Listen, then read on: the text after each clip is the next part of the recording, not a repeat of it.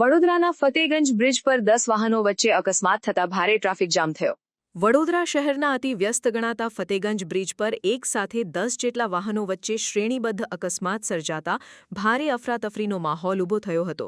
આ ભયાવહ દુર્ઘટનામાં સદનસીબે કોઈપણ પ્રકારની જાનહાનિના અહેવાલ પ્રાપ્ત થયા નથી, પરંતુ ઘટનાને પગલે શહેરના વાહન વ્યવહારને માઠી અસર પહોંચી હતી અને નાગરિકોને ભારે હાલાકીનો સામનો કરવો પડ્યો હતો।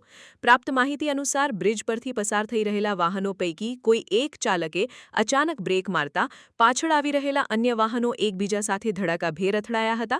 આ અકસ્માતમાં કાર સહિતના અનેક વાહનોના કચરઘાણ વળી ગયા હતા અને વાહનોને વ્યાપક નુકસાન પહોંચ્યું હતું।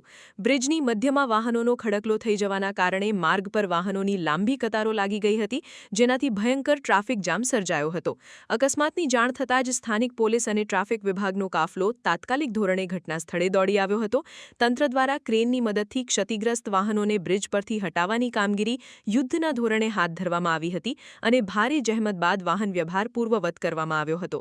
પોલીસે આ સાંકળરૂપી અકસ્માત પાછળના વાસ્તવિક કારણો જાણવા માટે વધુ તપાસ શરૂ કરી છે।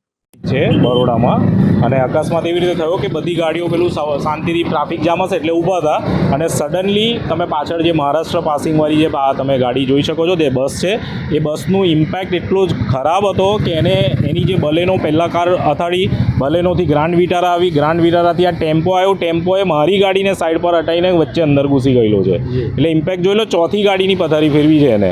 ડ્રાઈવર એવું કહે છે કે બ્રેક ના વાગી, એટલે એ તો સાહેબ એ તો એવું જ હોય ને, હવે બ્રેક ના વાગી એટલે કે બ્રેક વાગી નહીં કે બ્રેક હતી જ નહીં, પહેલાં એ ચેક કરાવો ને બસની સ્પીડ કેમ હશે આટલી, એ છે કોઈ સિસ્ટમ આ સરકાર પાસે, તો એ ચેક કરાવી લો પહેલાં। શું નામ તમારું? સ્વપ્નિલ પટેલ।